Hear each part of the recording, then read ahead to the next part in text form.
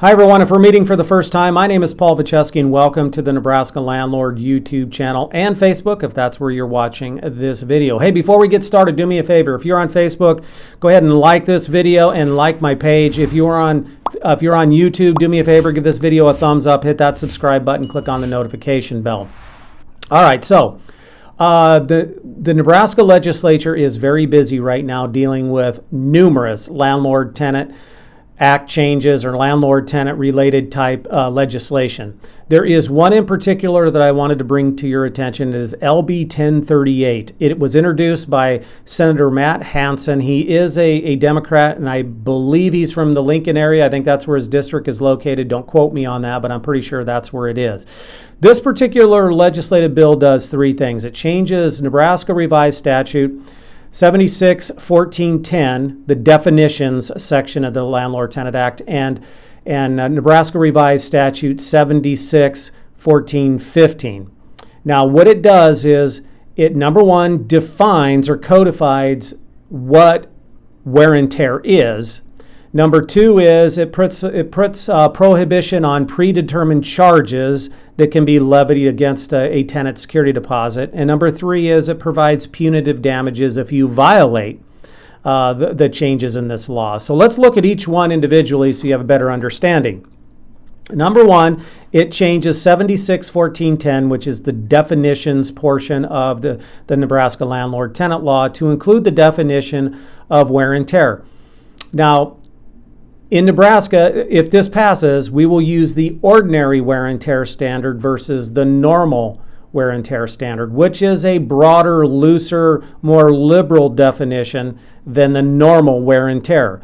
Across the United States, we have seen states make changes to the definition to this standard, and it benefits the tenant should they go to court. And I want to read the definition of what Nebraska is proposing. It says, ordinary wear and tear means deterioration that results from the intended use of a dwelling unit, including the breakage or malfunction due to the age or deteriorated condition. The term does not include deterioration that results from negligence, carelessness, accident, or abuse of the dwelling unit or fixtures, its equipment, or other tangible property left behind by the tenant.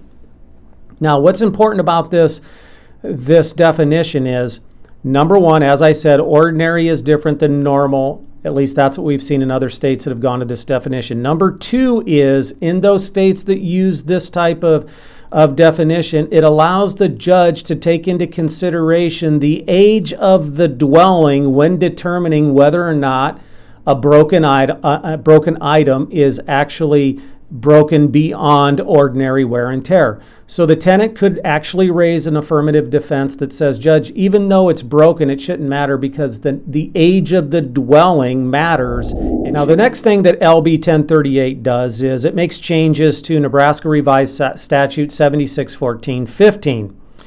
And it's the Prohibition section. So what it does is it says no rental agreement may require a tenant to agree to pay a predetermined amount for cleaning or damages to the dwelling unit upon termination of the rental agreement, or agree that such amount or any other fees or charges may be automatically deducted from the security deposit. That's important, and we're going to talk about that in a little bit.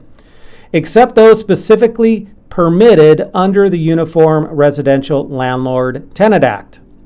Now, it's very common for landlords and property managers to have provisions in their lease agreement that says that if the tenant doesn't do certain things, then we're going to deduct a certain amount from their security deposit. For example, very common, that there's a provision in there that says that the tenant has the responsibility to have the carpets professionally cleaned, provide an invoice from that carpet company to prove that it's been done. Otherwise, the landlord or manager will deduct X amount of dollars from the security deposit. That is very common. Another common practice amongst the landlording community is to provide a chart of charges for things that aren't done.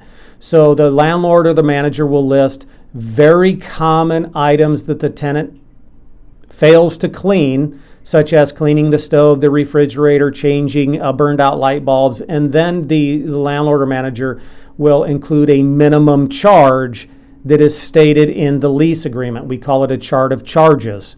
That would no longer be legal if 1038 passes. The other interesting thing that this does is it prevents any other charges, predetermined charges, in the lease agreement. It prohibits the landlord from deducting those charges from the security deposit as well. So, for example, another common thing that I see in lease agreements is a reinstatement of the lease fee. So let's say that there's a 7-day notice that's produced because the tenant doesn't pay the rent, and there is the lease agreement has been terminated. It's starting towards the eviction process, and then for whatever reason the landlord and the tenant decide to agree to reinstate the lease. Many times landlords will have a predetermined charge called a reinstatement fee. There are other fees. For example, late fees. We have bounced check fees, amongst other types of fees that is very common right now that we deduct from the security deposit if they aren't paid when tenancy ends. Under this provision, under this bill, if it's passed, you will not be able to deduct those charges from your security deposit. That's what it means. And then last but not least is punitive damages.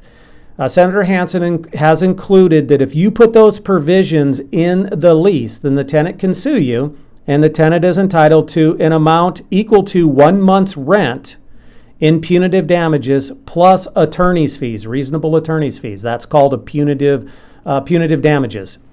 That is now available to the tenant should they pursue any kind of legal action.